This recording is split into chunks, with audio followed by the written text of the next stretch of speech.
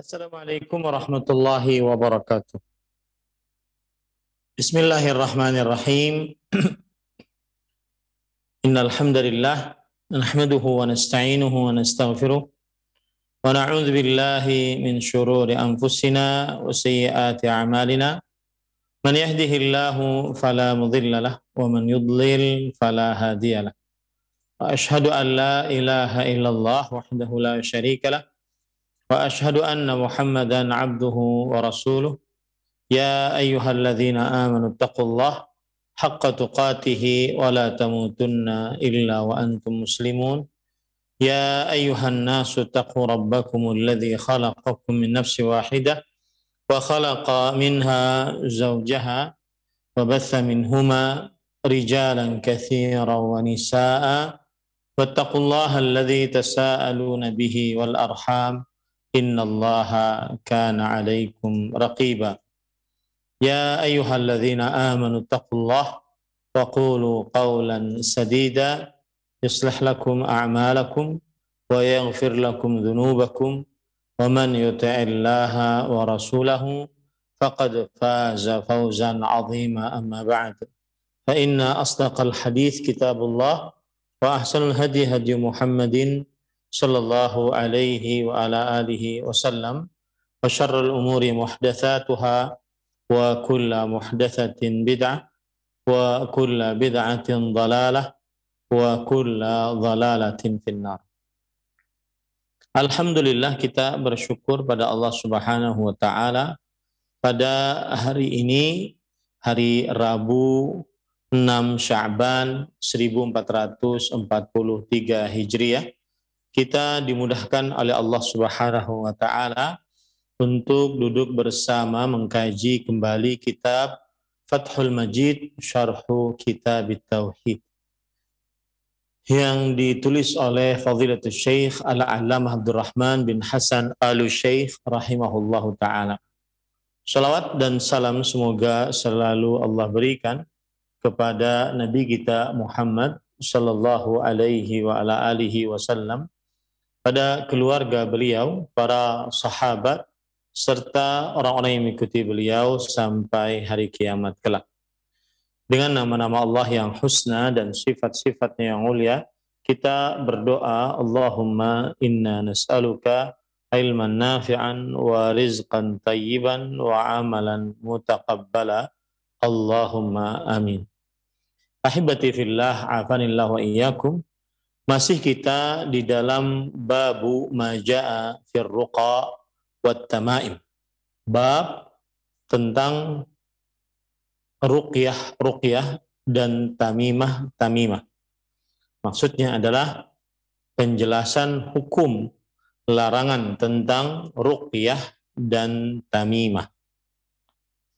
Dan pada pertemuan sebelumnya kita sudah membaca dalil-dalil yang disebutkan oleh penulis rahimahullahu ta'ala, penulis kitab Tauhid, yaitu dalil yang pertama dari hadis Abu Bashir Al-Ansari radhiyallahu anhu, bahwa beliau pernah bersama Rasulullah sallallahu alaihi wasallam di dalam sebuah safar, lalu beliau, Nabi Muhammad sallallahu alaihi wasallam, mengutus seorang utusan untuk mengumumkan alla yabqayanna raqabatu fi raqabati ba'irin qiladatun min watar au qiladah illa quti'at. Tidak tersisa di leher seekor hewan kalung dari tali busur panah atau kalung, kecuali harus benar-benar diputuskan. Dan ini sudah kita pelajari apa yang disebutkan pada pertemuan sebelumnya. Kemudian kita juga sudah mempelajari hadis yang kedua yang dibawakan oleh penulis, yaitu wa 'an Ibnu Mas'ud radhiyallahu anhu qala sami'tu Rasulullah sallallahu alaihi wa ala alihi wasallam yaqul inna ruqa wat tamaima wat tiwalata syirk rawahu Ahmad wa Abu Dawud. Dari Abdullah bin Mas'ud radhiyallahu anhu, beliau berkata, aku telah mendengar Rasulullah sallallahu alaihi wa alihi wasallam bersabda, sesungguhnya ruqyah, tamimah dan tiwalah adalah kesyirikan. Hadis riwayat Imam Ahmad dan Abu Dawud.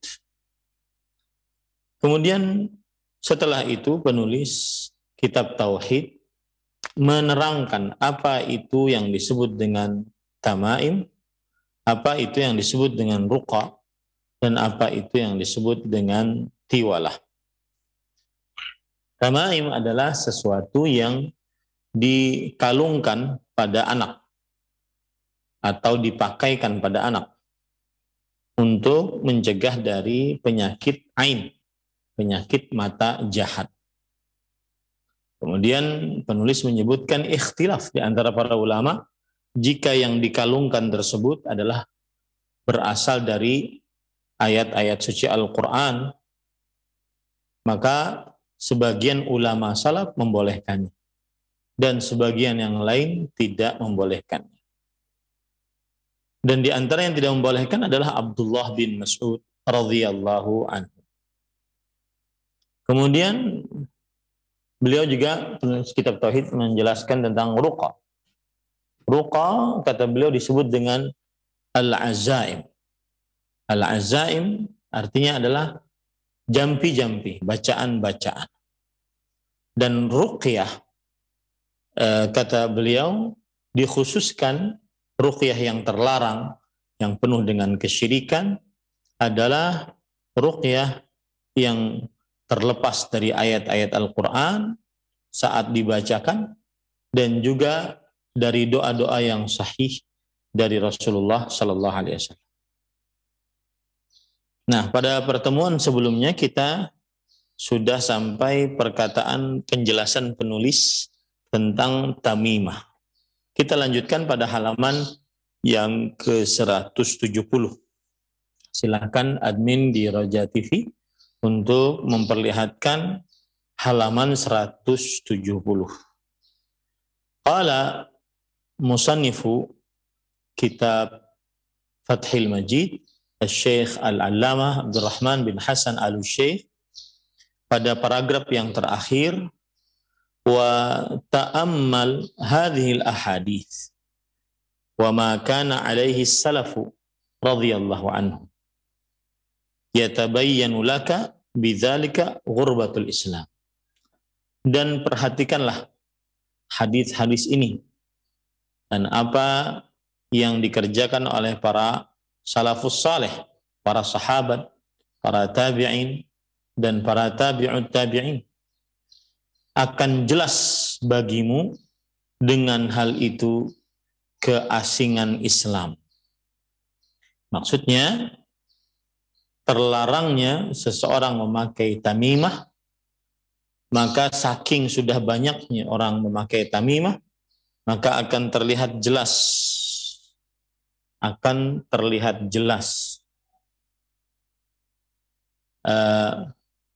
bagaimana keterasingan Islam. Islam melarang, akan tetapi kemudian dilakukan oleh orang-orang yang mengaku sebagai seorang muslim. Khususan in arafta azima ma waqa'a fihi al-kathiru ba'da al-quruni al-mufaddalah min ta'zimi al-quburi wa ittikhadhi al-masajidi 'alayha wal iqbali ilayha bil qalbi wal wajhi wa sarfi jullid da'awati wal raghabati wal rahabati wa anwa'il ibadat allati hiya haqqullahi ta'ala ilaiha min duni. Kama qala ta'ala wa la tad'u min dunillah ma la yanfa'uka wa la yadurruka fa in fa'alta fa innaka idzam minadh dhalimin. Wa in yamsaska Allahu bidhurrin fala kashifa lahu illa hu wa in yuridka bi khairin fala radda li fadlih yusibu bihi man yasha'u min ibadihi wa huwal ghafurur rahim. Wa nadhairuha ila al-Qur'ani aktsaru min an tuhsara. Baik, kita artikan kata beliau, terkhusus lagi jika engkau mengetahui besarnya yang terjadi di dalam hal ini pada kebanyakan manusia setelah kurun 3 utama, itu setelah kurun-kurun yang utama seperti zamannya para sahabat, para tabi'in, para tabi'ut tabi'in. Beliau ingin mengatakan kepada kita bahwa gini, kalau kita perhatikan hadis-hadis yang disebutkan di dalam larangan memakai tamimah, larangan memakai jimat, maka pada saat itu akan jelas bagi kita keterasingan Islam. Terutama lagi yang dikerjakan oleh sebagian kaum muslimin, bahkan sebagian besar, dari pengagungan terhadap kuburan-kuburan dan menjadikan kuburan-kuburan tersebut sebagai tempat beribadah di atasnya, menghadap hati kepadanya, menghadapkan wajah kepadanya, memalingkan seluruh doa-doa, keinginan-keinginan, hal-hal yang ditakuti, dan juga macam-macam ibadah yang ia adalah hak Allah Subhanahu wa ta'ala selainnya. Yang ia adalah hak Allah Subhanahu wa ta'ala, bukan hak selainnya. Kama qala ta'ala, sebagaimana firman Allah Subhanahu wa ta'ala, wala tad'u min dunillah, dan janganlah kalian berdoa kepada selain Allah yang tidak memberi manfaat kepadamu, tidak juga memberikan mudarat kepadamu. Dan jika engkau lakukan itu, yaitu berdoa kepada selain Allah, maka sesungguhnya engkau termasuk orang-orang yang zalim. Dan jika Allah mengenakan kepadamu sebuah musibah, maka tidak ada seorang pun yang mengangkat untuknya kecuali Allah Subhanahu wa ta'ala. Dan jika Allah menginginkan kepadamu kebaikan, maka tidak ada seorang pun yang menolak akan kebaikan dari Allah Subhanahu wa ta'ala. Allah menimpakan musibah kepada siapa yang dikehendakinya dari hamba-hambanya, dan Allah Subhanahu wa ta'ala Maha Pengampun lagi Maha Penyayang. Dan contoh-contoh yang seperti ini, ayat-ayat yang semisal dengan seperti ini sangatlah banyak, tidak dapat dihitung di dalam Al-Quran. Ini penulis katakan bahwasanya salah satu hal yang kebanyakan kaum muslimin terperosok ke dalamnya adalah yaitu terlalu mengagung-agungkan kuburan-kuburan dan menjadikan kuburan-kuburan tersebut sebagai tempat ibadah, bahkan berdoa kepada orang yang dikubur atau meminta pertolongan kepada orang yang dikubur, atau khawatir orang yang dikubur akan marah dan murka, memberikan bala dan musibah. Maka ini bertentangan dengan surat Yunus ayat 106, 107 dan juga ayat-ayat yang semisal sangat banyak di dalam Al-Quran. Baik, kemudian penulis mengatakan wattiwalah, Tadi penulis kitab Tauhid, Syekhul Islam Muhammad bin Abdul Wahhab bin Sulaiman bin Ali At-Tamimi rahimahullah menyebutkan tiwalah. Hiya syai'un yasna'unahu yaz'umuna annahu yuhabbibul mar'ata fi zawjiha wa rajula ila imra'atihi. Tiwalah adalah sesuatu yang dibuat oleh tukang sihir. Mereka menganggap bahwa sesuatu tersebut bisa mencintakan istri pada suaminya dan suami pada istrinya. Kalau di kita namanya mungkin pelet. Wa bihadza fassaraha Ibnu Mas'udin radhiyallahu anhu rawil hadis. Dan dengan inilah Abdullah bin Mas'ud radhiyallahu anhu yang meriwayatkan hadis ini, beliau menafsirkannya. Kama fi sahih Ibnu Hibban wal Hakim. Qalu ya Aba Abdurrahman hadhihi ar-ruqa wat tamaim qad arafnaha famatti walah qala syai'un tasna'uhu an-nisa yatahabbabna ila azwajihin yatahabbabna bihi ila azwajihin, yang artinya sebagaimana disebutkan di dalam kitab Sahih Ibnu Hibban dan Al-Hakim bahwa mereka bertanya kepada Abdullah bin Mas'ud, wahai Abu Abdurrahman, wahai Abdullah bin Mas'ud, ruqyah dan tamimah ini kita sudah mengenalnya. Lalu apakah tiwalah? Tiwalah adalah sesuatu yang dibuat oleh para perempuan untuk mencintakan mereka kepada suami-suami mereka. Artinya perempuan melakukan ini agar sang suami tetap cinta kepada dirinya. Itu yang disebut pada kita adalah pelet. Ya, pelet. Kemudian penulis mengatakan, penulis kitab Fathul Majid, qala al-hafidhu at-tiwalatu bi kasril musannati wa fathi al-wawi wal lami mukhaffafan. At-tiwalah adalah dengan diberikan harakat kasrah pada huruf ta dan fathah pada huruf waw dan lam pada lamnya dalam keadaan tidak bertasydid. At-tiwalah syai'un kanatil mar'atu tajlibu bihi mahabbata zawjiha, sesuatu yang seorang perempuan mengambil dengannya kecintaan suami. Wahwa darbun minas sihir wallahu a'lam. Dan ia adalah contoh dari sihir. Dan ia adalah contoh dari sihir.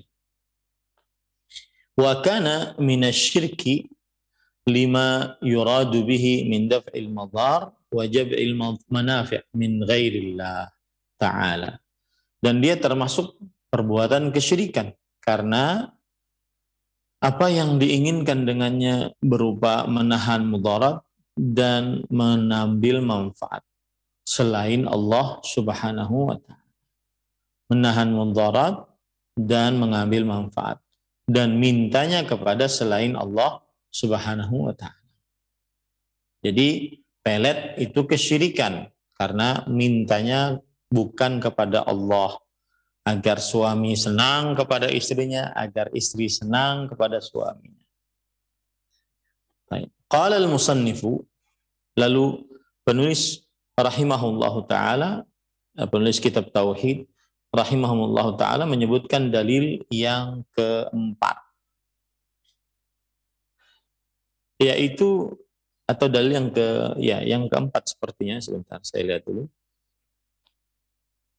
Dalil yang ketiga Dalil yang ketiga yaitu penulis rahimahullahu ta'ala mengatakan, penulis kitab Tauhid, wa an Abdullah ibni Ukaim marfu'an radhiyallahu an man ta'allaqa syai'an ukila ilaihi rawahu Ahmadu wa Tirmidzi.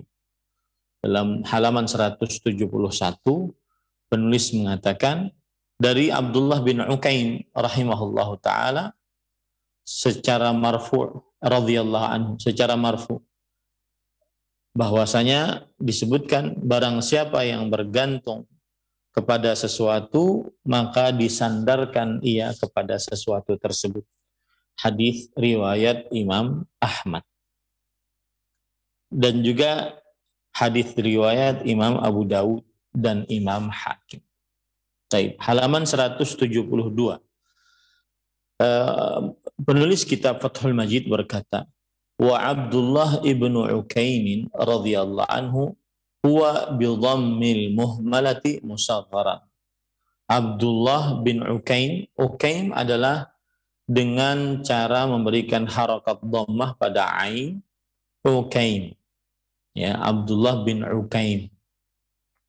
Wa yukanna Aba Ma'bad, dan beliau diberikan kunyah dengan Abu Ma'bad Al-Juhani Al-Kufi. Kemudian qala Al-Bukhari adraka zamanan Nabi sallallahu alaihi wasallam wala yu'rafu lahu sama'un sahihun. Kata Imam Bukhari, Abdullah bin Ukaim ini mendapati zaman Nabi Muhammad sallallahu alaihi wasallam, tapi beliau tidak dikenal memiliki pendengaran yang benar. Maksudnya tidak pernah mendengar dari Rasulullah sallallahu alaihi wasallam langsung sebuah hadis. Cuma hidup di zaman Rasulullah sallallahu alaihi wasallam. Wa kadza qala Abu Hatim, dan demikian pula dikatakan oleh Imam Abu Hatim bahwa Abdullah bin Ukaim mendapati zaman Nabi Muhammad SAW tetapi tidak pernah mendengar dari Rasul sallallahu alaihi wasallam hadis satupun. Qala al-Khatib sakana al-Kufah wa qadima al-Madain fi hayati Hudzaifah. Al-Khatib Al-Baghdadi rahimahullah mengatakan Abdullah bin Ukaim pernah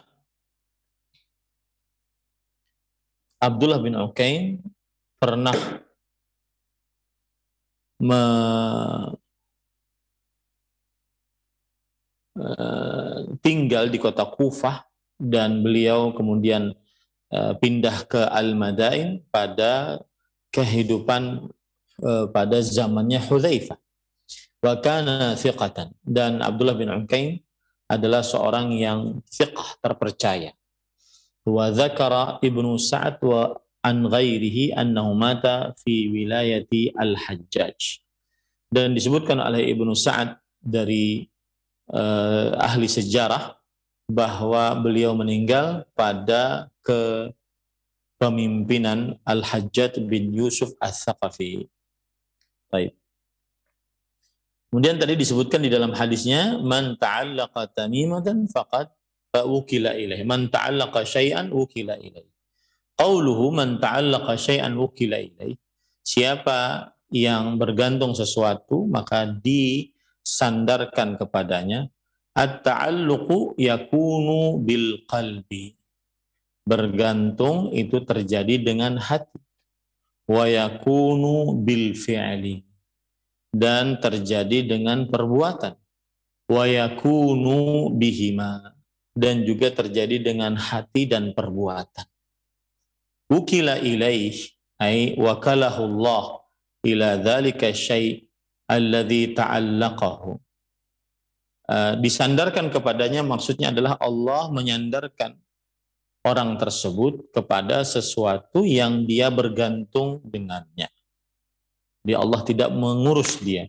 Allah sandarkan hatinya, sandarkan perbuatannya kepada sesuatu tersebut. Faman ta'allaqa billah wa anzala hawaijahu bihi waltaja ilaihi wa fawwadha amrahu ilaihi kafahu. Maka siapa yang bergantung kepada Allah dan menurunkan hajat-hajatnya hanya kepada Allah, bersandar hanya kepada Allah, menyerahkan perkaranya kepada Allah, pasti Allah akan mencukupkannya.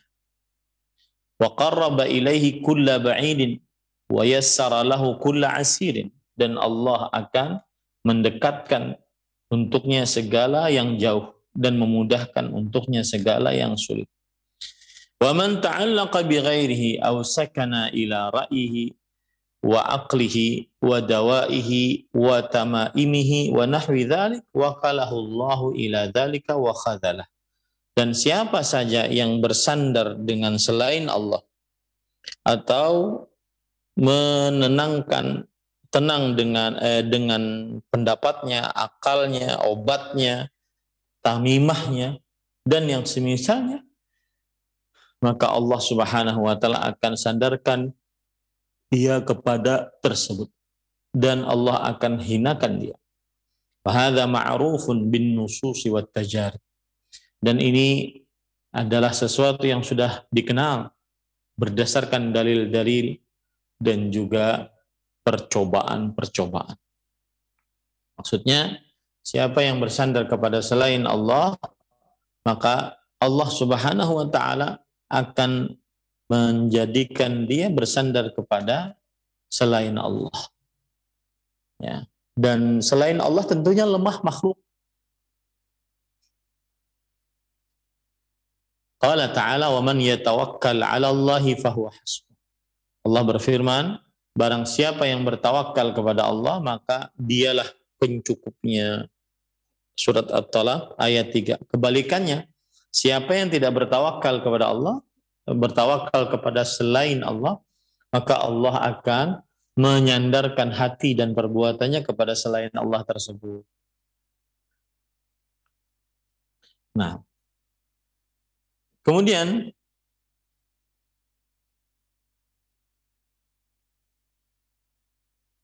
lanjut, lalu setelah itu penulis mengatakan, wa qala al-Imam Ahmad haddatsana Hisham bin Qasim qala haddatsana Abu Sa'id al-Mu'addib qala haddatsana man sami'a Ata'a al-Khurasani qala laqitu Wahb bin Munabbih wa huwa yatufu bil bait faqultu haddithni hadithan ahfadhuhu anka fi maqami hadha wa awjiz qala na'am awha Allah tabaraka wa ta'ala ila Daud ya Daud amma wa izzati wa 'azamati la ya'tasimu bi 'abdun min 'ibadi duna khalqi a'rifu dhalika min niyyatihi fatakiduhu as-samawati as-sab'u wa man fihin wal arduna as-sab'u wa man fihin illa ja'alat lahu min bainihinna makhraja amma wa izzati wa 'azamati la ya'tasimu 'abdun min 'ibadi bi makhluqin duni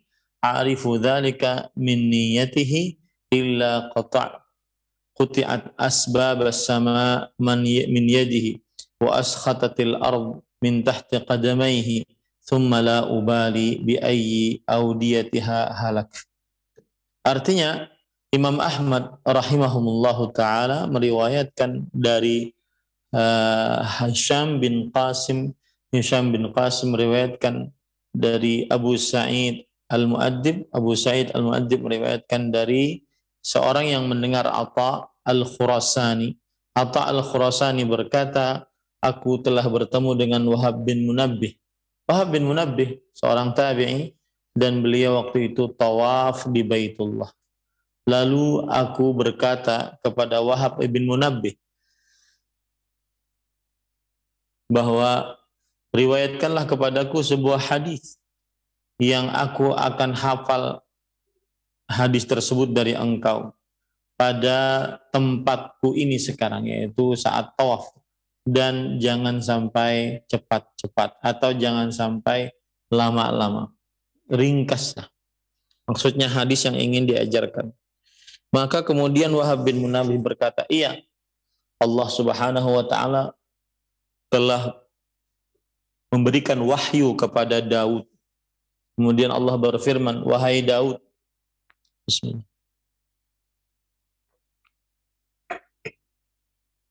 demi keagunganku dan kemuliaanku, tidaklah seorang hamba berlindung kepadaku dari hamba-hambaku dan tidak berlindung kepada makhluk-makhlukku. Aku ketahui hal itu dari niatnya. Maka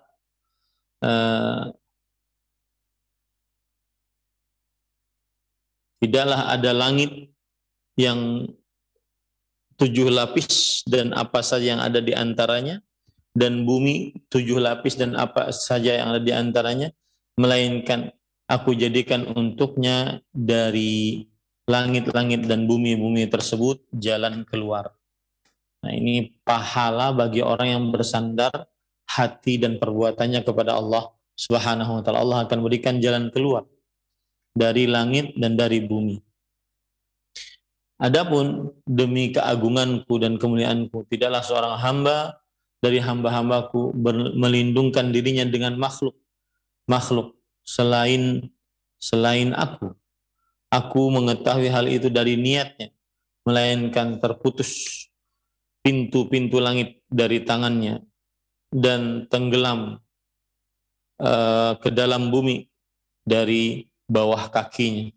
Kemudian aku tidak peduli dengan lembah mana dia akan binasa.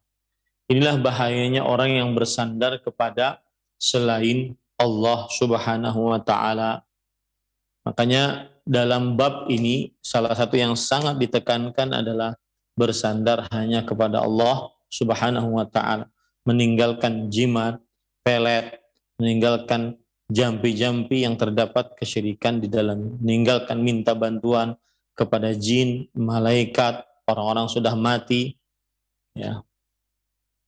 Nah, kemudian penulis mengatakan wa qala al-musannifu wa rawal Imam Ahmad an Ruwaifi'in qala li Rasulullah sallallahu alaihi wasallam ya Ruwaifi' la'alla al-hayata satatulu bika fa akhbirin nasa anna man 'aqada lihyatahu aw taqallada wataran aw istanja bi raji'i dabbatin aw 'azmin fa inna Muhammadan bari'un minhu.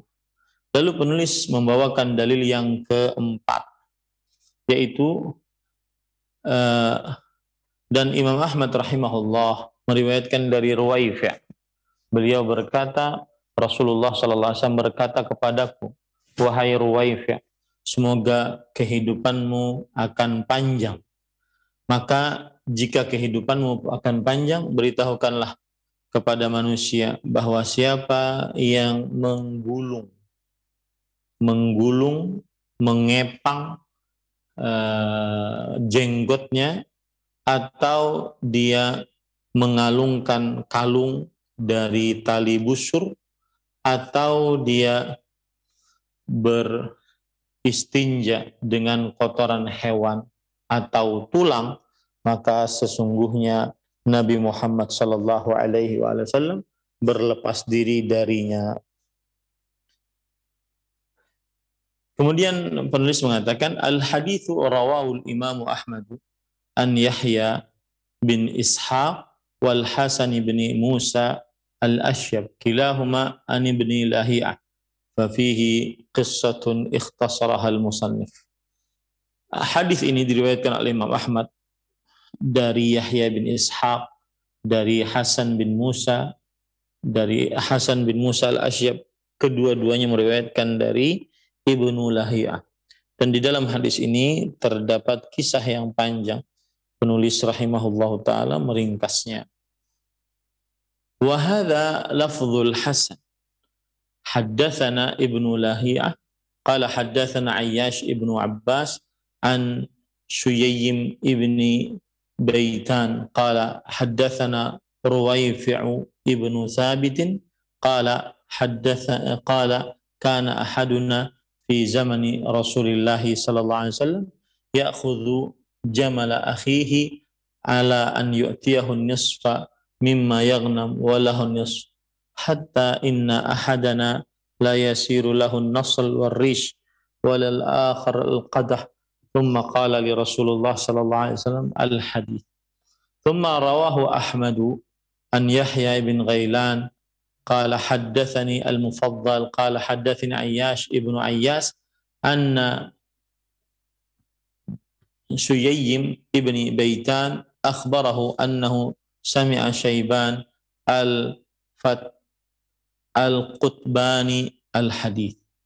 ابن لائها فيه مقال وفي الإسناد الثاني شيبان القطباني qila fihi majhul wa baqiyatu rijalihima thiqat. Ini penulis membawakan tentang lafadz rawi-rawi ya, rawi-rawi hadis.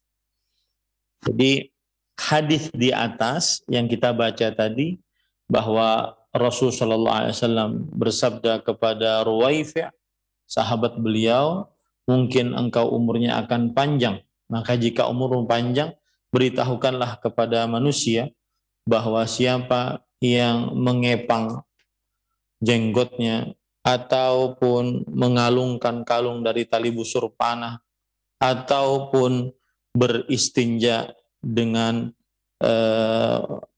kotoran dan tulang, maka sesungguhnya Nabi Muhammad Shallallahu Alaihi Wasallam berlepas diri darinya.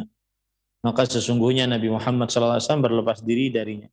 Nah, penulis kitab Fathul Majid menjelaskan tentang rawi-rawi yang ada di dalam hadis ini. Kata beliau, hadis ini diriwayatkan oleh Imam Ahmad dari Yahya bin Ishaq dari Al Hasan bin Musa Al Asyab. Kedua-duanya adalah meriwayatkan dari Ibnu Lahiyah. Dan di dalam kisah ini terdapat ringkasan yang diringkas oleh penulis. Kemudian adapun di dalam lafadz Al Hasan bin Musa Al Asyab, periwayatannya seperti ini, bahwa Al Hasan bin Musa Al Asyab meriwayatkan dari Ibnu Lahiyah, Ibnu Lahiyah meriwayatkan dari Ayyash bin Abbas, siapa lagi? Ayyash bin Abbas meriwayatkan dari Shuyayyim bin Baitan. Saya kira ini tidak terlalu mendesak untuk dijelaskan tentang sanad-sanadnya.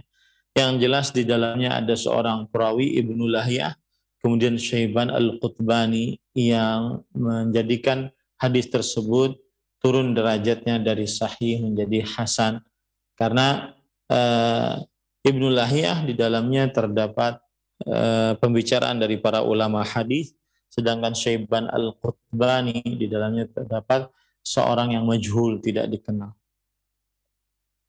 Nah, kemudian Rasulullah SAW bersabda, la'allal hayata satatulu bika fihi alamun min a'lamin nubuwah.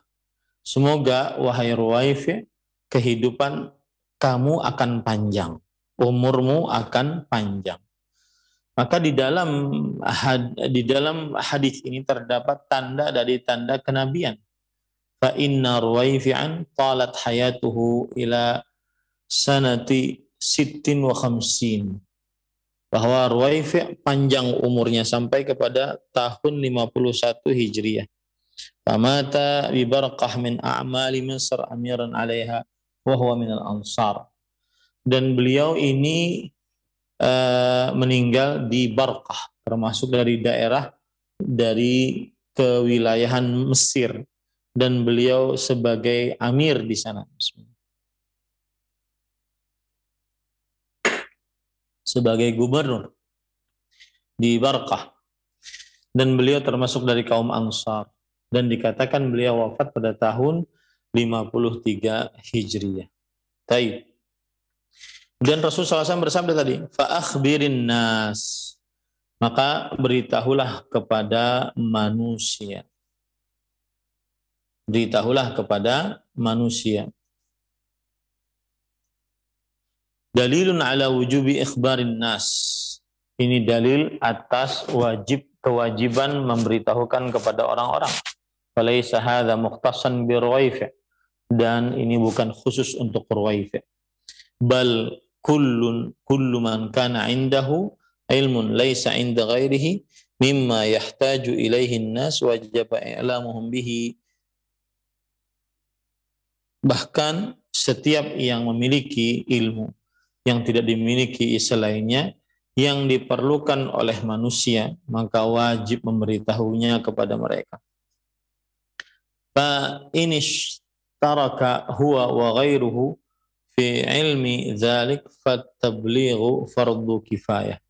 Qalahu Abu Zur'ah fi syarhi Sunani Abi Dawud. Yang artinya, fa inishtaraka huwa wa ghairuhu fi ilmi dzalik fatablighu fardu kifayah. Kalau seandainya ada pensyarikatan dia dan juga yang selainnya di dalam ilmu tersebut, maka penyampaian ilmu itu hukumnya fardu kifayah. Tetapi yang wajib adalah apabila seseorang tidak mengetahui ilmunya dan dia anggap yang lain tidak mengetahuinya, maka pada saat itu dia sampaikan kepada manusia dan itu hukumnya wajib. Tapi jika sama-sama tahu maka hukumnya fardu kifayah. Qauluhu anna man aqada lihyatahu. Siapa yang mengepang, mengikat dari dari jenggotnya. Bikasril lam la ghair, dengan diberikan harakat kasrah pada lam, lihyatahu. Wal jam'u lahi bil kasri wal dhammi qalahul jauhari. Dan jamaknya adalah lahi dengan diberikan kasrah pada huruf lam ataupun diberikan harakat dhammah. Dikatakan oleh Imam Al-Jauhari, yaitu man aqada lihyatahu atau luhyatahu. Boleh ya, lihyatahu atau luhyatahu.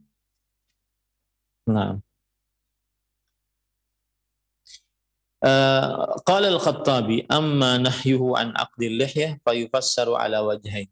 Imam Al-Khattabi rahimahullah berkata, adapun larangan Rasul sallallahu alaihi wasallam untuk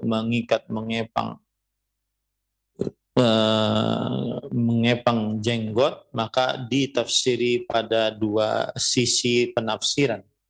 Ahaduhuma, yang pertama, ma kanu yaf'alunahu fil harb, yang dikerjakan oleh orang-orang saat perang. Kanu ya'qiduna liha, mereka mengikat dan mengepang jenggot mereka. Wadzalika min ziyyi ba'dhi al-a'ajim yaqtulunaha wa yaqidunaha. Dan itu adalah kebiasaan dari orang-orang ajam, bukan Islam. Qala Abu Sa'adat berkata, takabburan wa ajaban. Yang dimaksud dengan mengikat dari jenggot adalah dengan kesombongan dan penuh ujub, membanggakan diri, ya. Tsanihima anna ma'nahu mu'alajatu asy-sya'ri liyata'aqqada wa yataja'ad, dzalika min fi'li ahli ta'nits. Dan larangan atas pengikatan jenggot yang kedua adalah dilarang untuk biar keriting ataupun biar dia bergelombang, dan ini adalah perbuatan dari para perempuan dan tidak diperbolehkan untuk dilakukan. Jadi ada dua mengapa mengikat jenggot diharamkan. Ada dua penjelasannya dari Imam Al-Khattabi rahimahullah. Pertama, menyerupai kaum orang-orang yang menyombongkan diri dan orang-orang yang ujub dari selain kaum muslimin. Dan yang kedua adalah menyerupai diri dengan orang-orang perempuan. Nah,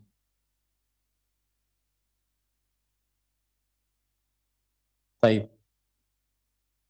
Para ikhwah yang dirahmati oleh Allah Subhanahu wa taala, qala Abu Zur'ah bin al-Iraqi wal aula hamluhu ala aqdil lihyah fi shalah kama dallat alaihi riwayatu Muhammad ibni Ar-Rabi' wa fihi anna man aqada lihyatahu fi shalah.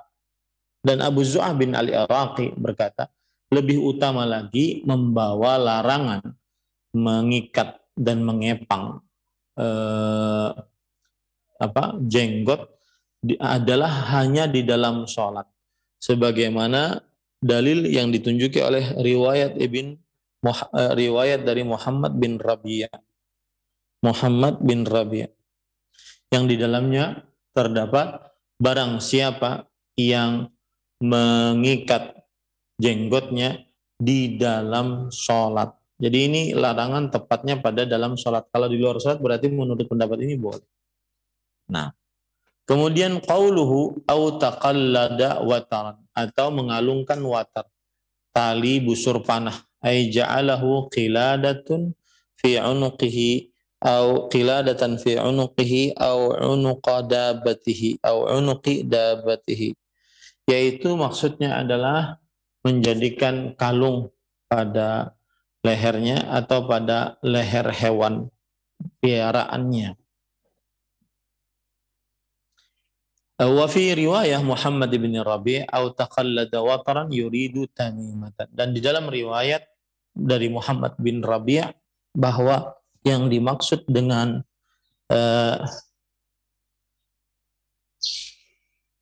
mengalungkan tali dari busur panah maksudnya adalah tamimah. Fa idza kana hadza fi man taqallada wataran fa kaifa biman ta'allaqa bil amwat. Kalau seandainya dilarang seseorang bersandar dengan kalung dari tali busur panah, ya, kalung dari tali busur panah,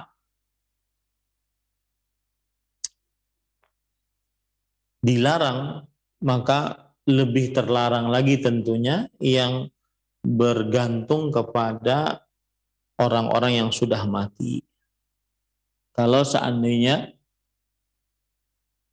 terlarang bergantung kepada tali dari busur panah, maka terlebih lagi bergantung kepada orang-orang yang sudah mati. Nah, wa sa'alahum qada'al hajat, dan bertanya kepada mereka agar hajat-hajat dikabulkan, wa tafrijul qurubat, dan juga kesulitan-kesulitan terangkat, alladzi ja'an nahyu anhu wa taghlidhuhu fil ayatil muhkamat, yang mana telah terdapat larangan-larangan akan hal itu, dan juga peringatan-peringatan keras di dalam ayat-ayat yang jelas. Nah, ini perkataan menarik. Idza kana hadza, yaitu kalau seandainya ini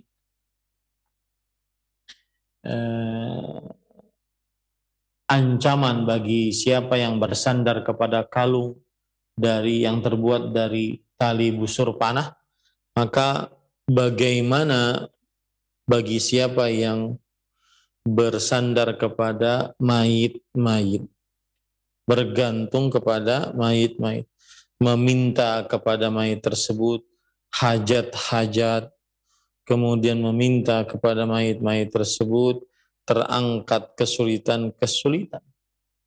Nah, ini lebih parah lagi larangannya. Lawang kalau seandainya menggantungkan kalung dari tali busur panah saja terlarang, apalagi sampai menggantungkan harapan kepada orang yang sudah mati. Nah, qauluhu awistanja biraji'i dabbah aw 'azmin fa inna Muhammadan bari'un. Dan sabda Rasul sallallahu alaihi wasallam yang berbunyi, atau dia beristinja dengan bekas dari kotoran hewan, atau dengan tulang, maka Nabi Muhammad SAW berlepas diri darinya. Apa yang dimaksud Nabi Muhammad SAW berlepas diri darinya? Qala Nawawi, Imam Nawawi rahimahullah ta'ala berkata, ai bari'un min man fa'alahu. Nabi Muhammad SAW berlepas diri dari siapa yang mengerjakan. Wa hadha khilaful zahir, dan ini adalah menyelisih yang lahir, ya. Wan Nawawi katsiran ma yata'awwalul ahadits bisarfiha an zahiriha fayaghfirullahu ta'ala lah. Dan Imam Nawawi rahimahullah kebanyakan beliau mentakwil hadis-hadis dengan cara memalingkan hadis tersebut dari lahirnya. Semoga Allah Subhanahu wa taala mengampuni beliau. Baik. Kemudian ahibati fillah, afanillahu wa iyyakum, Lalu setelah itu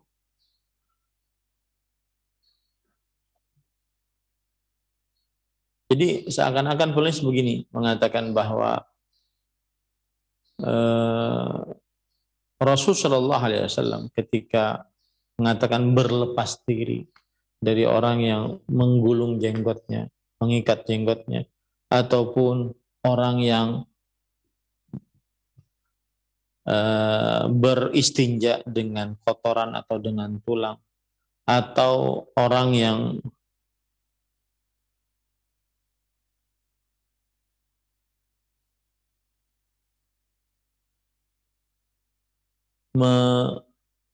memakai kalung dari tali busur. Maka kata Imam Nawawi rahimahullah, yang dimaksud dengan berlepas diri di sini Rasulullah SAW tidak mengerjakannya. Tetapi kata penulis, ini adalah takwilan. Yang benar adalah itu sebuah larangan dari Rasulullah SAW.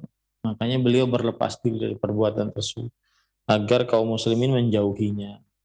Nah,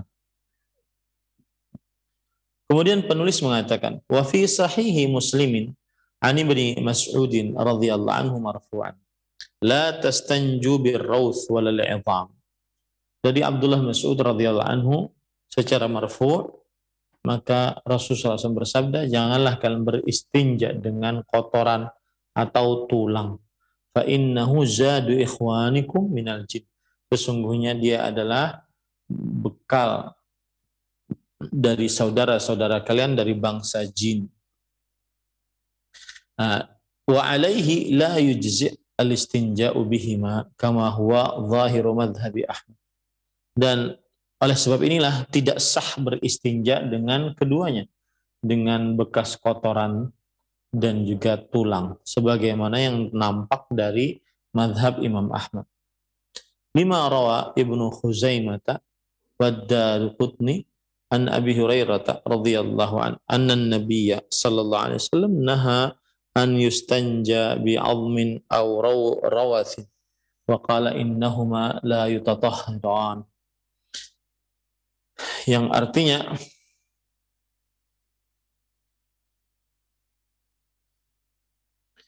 dan di dalam riwayat Imam Muslim dari Abdullah Mas'ud radhiyallahu anhu bahwa beliau berkata, janganlah kalian beristinja dengan memakai kotoran, bekas kotoran hewan ataupun tulang. Sesungguhnya itu adalah bekal dari makanan-makanan kalian, dari saudara-saudara kalian dari bangsa jin.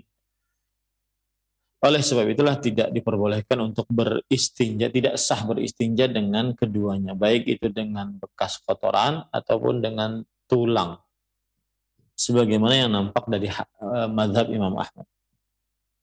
Hal ini berdasarkan apa yang diriwayatkan oleh Imam Ibnu Khuzaimah dan Imam Ad-Daruqutni, bahwa Abu Hurairah radhiyallahu anhu melarang an yustanja bi'adhm, melarang untuk beristinja dengan sungai, dengan tulang maksud saya, atau dengan kotoran. Beristinja dilarang oleh Rasulullah SAW dengan kotoran atau dengan tulang.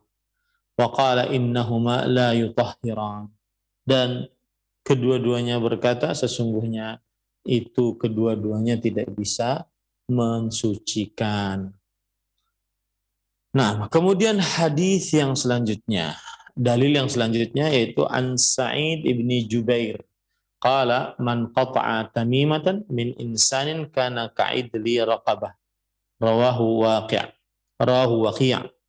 Dari Sa'ad bin Jubair rahimahullah, beliau bercerita, siapa yang memotong tamimah dari seorang manusia, maka baginya pahala seperti memerdekakan budak. Hadis riwayat Waqi'.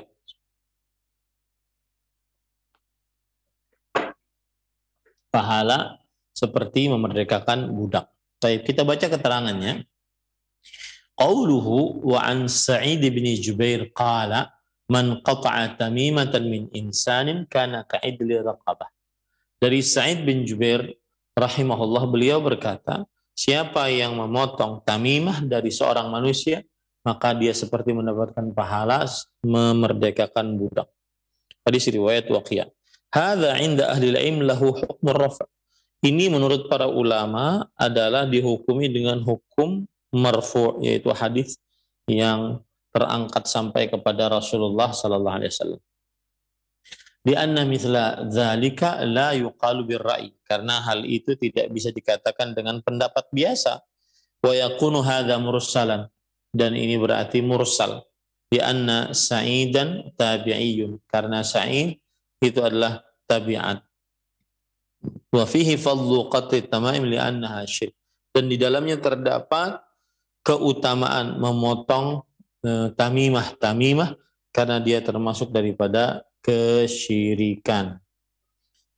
Kemudian dalil yang selanjutnya dibawakan oleh penulis, yaitu dari walahu an Ibrahim qala kanu yakrahuna at-tamaima kullaha minal Qur'an wa ghairil Qur'an, yang artinya dan diriwayatkan juga oleh Waqi' dari Ibrahim bin Yazid An-Nakhai, seorang tabi'i. Beliau berkata mereka membenci tamimah seluruhnya, baik itu dari Al-Quran ataupun bukan dari Al-Quran. Nah, wa Ibrahim huwa al-imamu Ibrahim bin Yazid An-Nakhai Al-Kufi. Nah, Ibrahim namanya lah Ibrahim bin Yazid An-Nakhai berasal dari Kufah. Wa yukanna Aba Imran, dan beliau berkunyah Abu Imran. Thiqatun min kibaril fuqaha. Beliau ini adalah perawi yang thiqah, terpercaya dari pembesar ulama ahli fikih. Qala al-Mizzi, Imam al-Mizzi rahimahullah berkata, dakhala ala Aisyah wa lam yathbut lahu sama'un minha, bahwa Ibrahim bin Yazid An-Nakhai pernah bertemu dengan Aisyah radhiyallahu anha, tetapi beliau belum pernah mendengar hadis langsung dari Aisyah radhiyallahu anha. Mata sanata 96, beliau meninggal pada tahun 96. Walahu 50 sanah au nahwiha, dan beliau waktu itu memiliki umur 50 tahun atau yang semisalnya. Nah, itu tentang Ibrahim bin Yazid An-Nakhai. Jadi beliau seorang tabi'i. Kemudian disebutkan di sini kanu yakrahuna tamaim ila akhir. Mereka membenci jimat-jimat, tamimah-tamimah.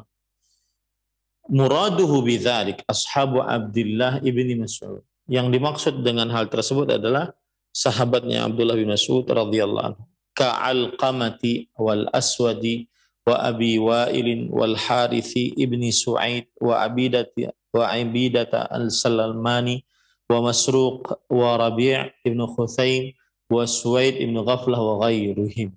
Seperti Alqamah, murid-murid Abdullah bin Mas'ud yang membenci seluruh tamimah, baik itu tamimah yang ada Qur'annya ataupun yang tidak ada Qur'annya. Nah, Abdullah bin Mas'ud tersebut namanya adalah Alqamah, Al-Aswad, Abu Wa'il, Al-Harith bin Suwaid, Ubaidah Al-Salmani,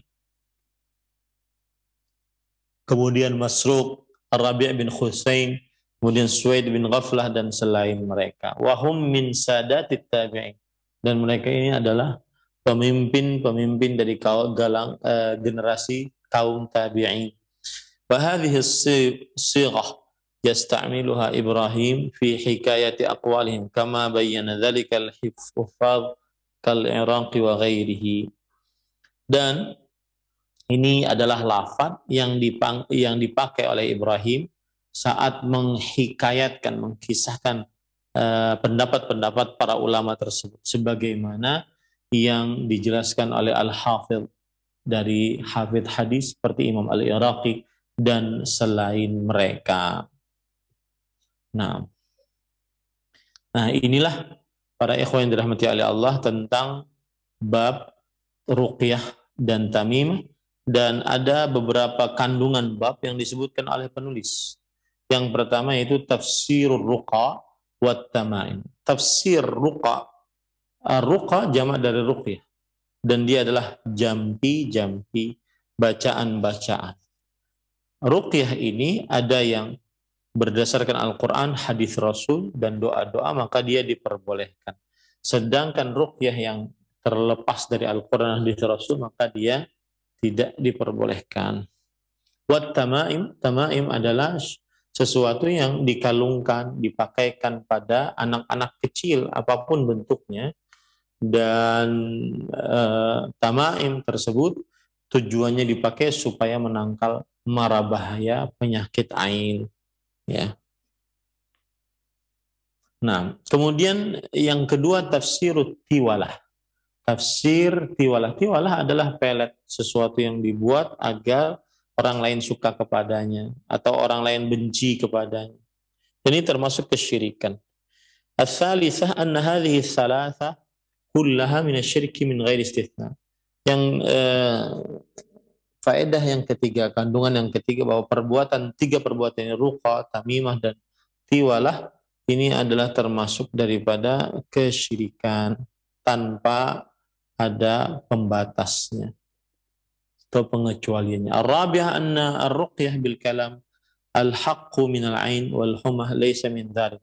Bahwa yang namanya ruqyah dengan ucapan yang benar untuk mengobati penyakit ain, penyakit demam, ya, laysa min dzalik, yaitu bukan dari hal yang tercela. Ruqyah kalau berdasarkan Al-Quran, perkataan yang benar, atau doa-doa hadis Rasulullah SAW, perkataan yang benar, maka ini diperbolehkan. Al-khamisah anna at-tamimah idza kanat min al-Quran faqad ikhtalafa al-ulama hal hiya min dzalika aula.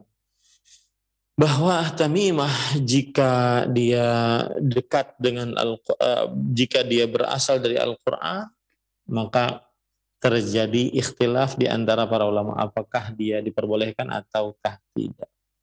As-sadisah anna ta'liq al-awtar 'ala ad-dawa min al-ain min dzalik. Bahwa penggantungan tali busur atas binatang, maka tujuannya untuk menahan penyakit ain, maka ini termasuk daripada yang kesyirikan, termasuk daripada perbuatan kesyirikan. As-sabi'ah al-wa'id asy-syadid ala man ta'allaqa wataran, yaitu ancaman yang keras bagi siapa yang bergantung kepada watar, kepada kalung yang terbuat dari tali busur dipakai supaya menahan penyakit ain atau mata yang jahat. Ats-tsaminah fadlu thawabi man qata'a tamimatan min insan, keutamaan pahala orang yang memotong tamimah dari manusia. Saya akan bertanya sekarang, apa bahaya, ancaman bagi siapa yang memakai tamimah ataupun dia memakai ruqyah yang terlepas dari ayat-ayat Al-Quran dan di dalamnya terdapat kesyirikan atau tiwalah.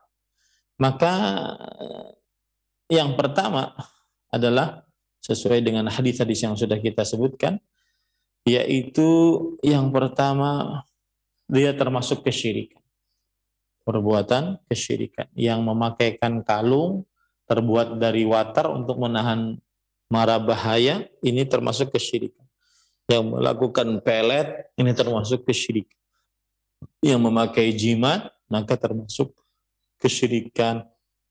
Itu bahaya yang pertama. Bahaya yang kedua adalah, yaitu Allah Subhanahu wa taala akan menyandarkan orang tersebut kepada barangnya sendiri. Nah, kemudian bahaya yang selanjutnya adalah bahwa dia bukan dari ajaran Rasulullah SAW, bukan dari golongan Nabi Muhammad Sallallahu Alaihi Wasallam. Nah, kemudian pahala bagi yang memotong tamimah dari seseorang adalah seperti mendapatkan pahala memerdekakan budak. Nah, ini harganya mungkin diukur harga budak setahun ini berapa. Ya, kemudian setelah itu dia berarti mendapatkan pahala sebesar itu karena dia sudah memotong tamimah. Nah, alhamdulillah. At-tasi'ah yang terakhir adalah anna kalama Ibrahim la yukhalifu ma taqaddama min al-ikhtilaf lianna muradahu ashabu atau ashabi Abdullah, bahwa perkataan Ibrahim bin Yazid An-Nakhai tidak ada perbedaan menyelisihi ya apa yang sudah terjadi ikhtilaf di dalamnya, karena yang dimaksud adalah sahabat-sahabat Nabi Muhammad sahabat-sahabat Abdullah bin Mas'ud radhiyallahu anhu yang melarang dengan tegas tamimah tersebut baik dari Al-Qur'an ataupun bukan dari Al-Qur'an. Nah, alhamdulillah selesai bab ma ja'a fi ruqa wat tamim, bab tentang ruqyah dan tamimah. Wallahu alam, saya kembalikan acara kepada Akhi Ari sebagai pembawa acara. Nah. Baik, Ustaz, barakallahu fikum wa jazakallahu khairan. Terima kasih atas keluangan waktu guna membimbing kami dan menyampaikan pembahasan yang begitu bermanfaat. Semoga Allah senantiasa melimpahkan keberkahan di pertemuan kita di kesempatan kali ini. Kami akan berikan kesempatan bagi pemerhati roja yang ingin bertanya seputar pembahasan ini, silakan. Yang pertama kami bacakan dulu dari Ummu Khalid di Riau yang bertanya, Assalamualaikum Ustadz, bagaimana membasmi jin yang sudah turun-temurun, mulai dari nenek, paman, sampai cucu. Ketiganya masih hidup namun sering terganggu kejiwaannya. Menurut sejarah, waktu neneknya lahir, bapaknya sempat membuat perjanjian dengan leluhurnya. Karena waktu itu proses melahirkannya sulit dan pertumbuhan nenek sering pergi ke hutan. Karena ada yang memanggilnya untuk pergi ke sana. Bagaimana memutusnya Ustadz agar tidak terlanjut pada keturunan-keturunan berikutnya? Silakan. Wassalatu wassalamu ala Rasulillah wa ala alihi washabbihi wa man wala, amma ba'du. Tidak ada lain solusi dari seorang yang sering kesurupan jin dengan asumsi bahwa itu adalah jin turunan atau bukan turunan, yaitu kecuali solusinya adalah diruqyah. Ruqyah dibaca surah Al-Fatihah atau surat Al-Baqarah dari awal sampai akhir, terutama ayat kursi, terutama 2 ayat terakhir surah Al-Baqarah, kemudian juga ayat Al-Ikhlas, Al-Falaq, An-Nas, dan Al-Kafirun. Maka ini ayat-ayat yang sangat mudah dibaca agar kita terlepas dari gangguan tersebut.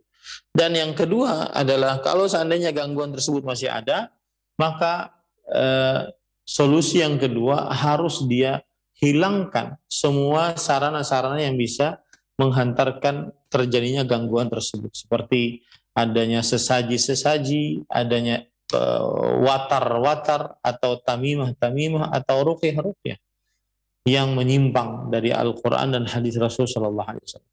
Wallahu a'lam. Nah, berikan kembali kesempatan untuk telepon dan kami sampaikan ini kesempatan terakhir bagi Anda yang bertanya. Manfaatkan dengan sebaik mungkin. Silahkan. Halo.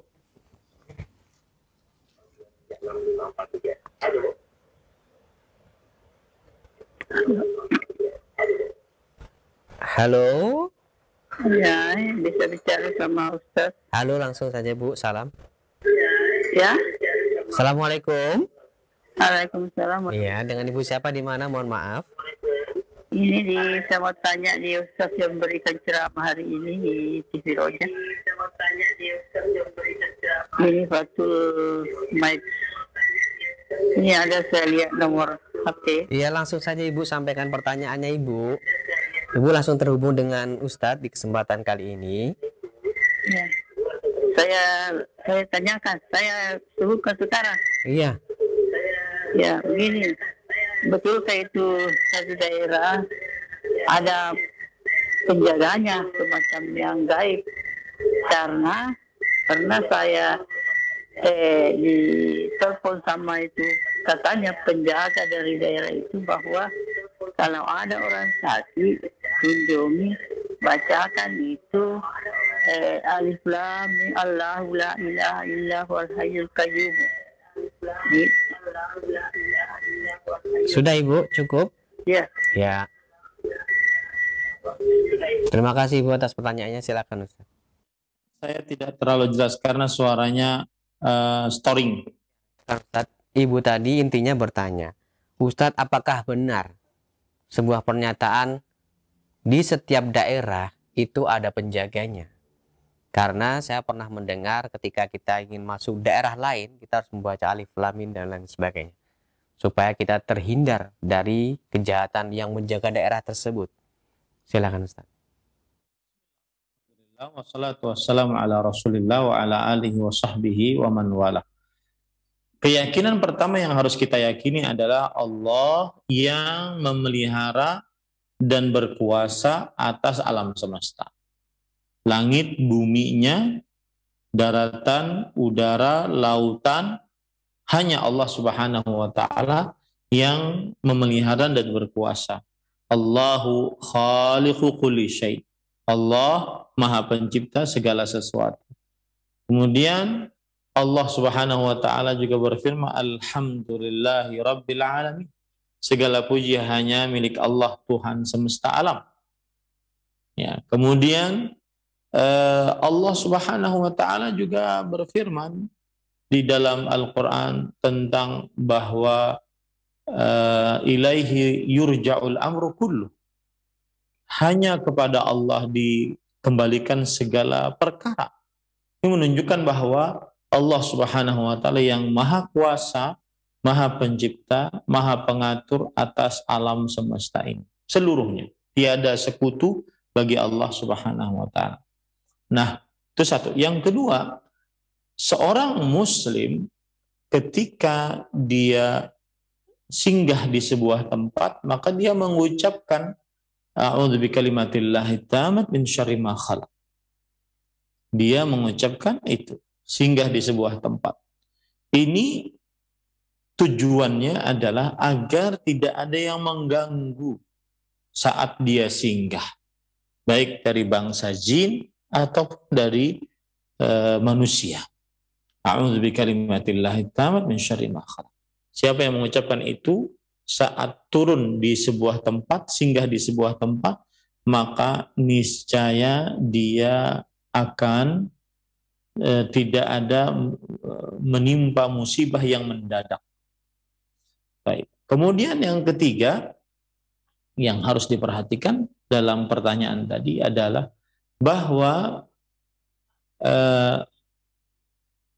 belum saya dapat tidak sependek pengetahuan yang dimiliki bahwa setiap tempat yang dimasuki atau daerah yang dimasuki membaca apa tadi yang disebutkan alif lam mim dan seterusnya, maka yang ada adalah jika singgah di sebuah tempat maka membacalah a'udzu bikalimatillahi tammat min syarri ma khalaq, maka tidak ada sesuatu apapun yang bisa mendatangkan keburukan kepadanya atau mengganggu sampai dia pindah dari tempat tersebut. Nah, keyakinan bahwa di setiap daerah ada penunggunya, maka ini tidak benar. Tetapi keyakinan bahwa setiap kita singgah, kita hendaklah minta perlindungan kepada Allah agar tidak diganggu, ini yang benar. Wallahu a'lam.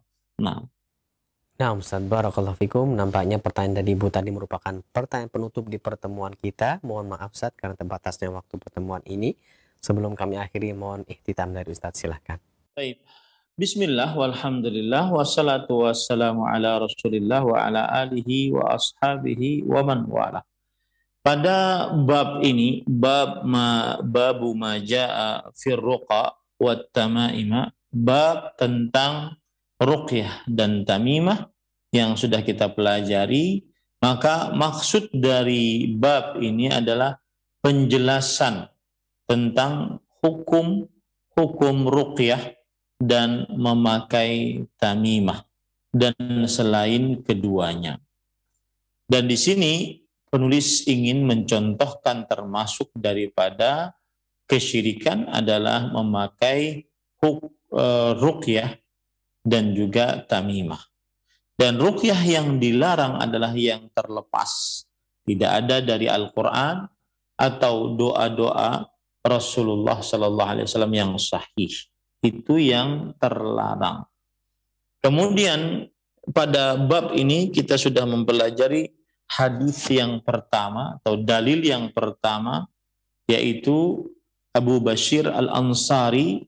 Beliau pernah dipesani oleh Rasul Shallallahu Alaihi Wasallam melalui utusan Rasul Shallallahu Alaihi Wasallam untuk tidak membiarkan pada leher seekor hewan kalung dari tali busur panah atau kalung apapun untuk menahan penyakit, kecuali kalung tersebut harus dipotong. Dan sisi pendalilan dari hadis ini atau dari dalil ini adalah perintah untuk memotong kalung tersebut. Ini menunjukkan keharaman bergantung kepada hal-hal tersebut. Dan orang-orang Arab biasanya bergantung kepada kalung-kalung tersebut untuk menahan bala, kemudian menolak penyakit pada binatang. Dan itulah yang disebut dengan tamimah. Kemudian dalil yang kedua yang sudah kita pelajari, yaitu hadis dari Abdullah bin Mas'ud radhiyallahu anhu, bahwa Rasulullah SAW menyatakan sesungguhnya ruqyah, tamimah, dan tiwalah termasuk dari kesyirikan. Termasuk dari kesyirikan. Nah, sebagaimana sudah kita pelajari bahwa ruqyah yang kesyirikan adalah yang tidak ada di dalamnya ayat Al-Quran atau doa-doa dari hadis-hadis Rasulullah SAW yang sahih, yang berbahasa Arab yang fasih. Ya, kemudian tamimah yang terlarang adalah sesuatu yang dikalungkan, dipakaikan untuk menahan mara bahaya, menangkal mara bahaya. Dan terjadi ikhtilaf di antara para ulama tentang tamimah yang berasal dari Al-Quran. Ada yang mengatakan boleh, ada yang mengatakan haram, dan pendapat yang kita kuatkan, memakai tamimah meskipun dari Al-Quran maka tetap tidak diperbolehkan. Kemudian tiwalah adalah sesuatu yang dibuat untuk sang istri lebih cinta kepada suaminya, sang suami lebih cinta kepada istrinya. Dan ini disebut dengan pelet, dan itu minta bantuan kepada jin, itu termasuk daripada kesyirikan. Itu dalil yang kedua. Adapun dalil yang ketiga adalah yaitu Rasulullah SAW bersabda, hadis riwayat Imam Ahmad, man ta'allaqa syai'an wukila ilaih. Siapa yang bergantung kepada sesuatu maka dia akan disandarkan kepada sesuatu tersebut. Sisi pendalilan dari hadis ini adalah siapa yang disandarkan kepada selain Allah maka pasti dia binasa. Maka hal-hal yang dijadikan sandaran-sandaran tersebut diharamkan karena bisa menghantarkan kepada kebinasaan. Kemudian ahibati fillah, afanillah wa iyyakum. Yang keempat hadisnya adalah yaitu hadis Ruwaifi' yang Rasul sallallahu alaihi wasallam mengatakan mungkin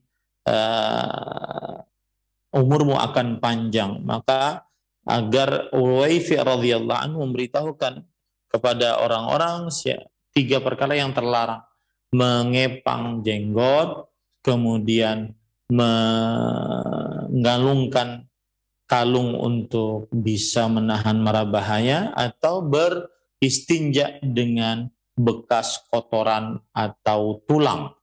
Sisi pendalilan dari hadis ini adalah yaitu memakai kalung dari tali busur panah. Ancamannya Rasulullah SAW berlepas diri dari perbuatan tersebut. Dalil yang kelima yaitu hadis dari Sa'id bin Jubair, bahwa siapa yang memotong tamimah maka dia seperti mendapatkan pahala memerdekakan budak. Dan ini termasuk daripada keutamaan memotong tamimah.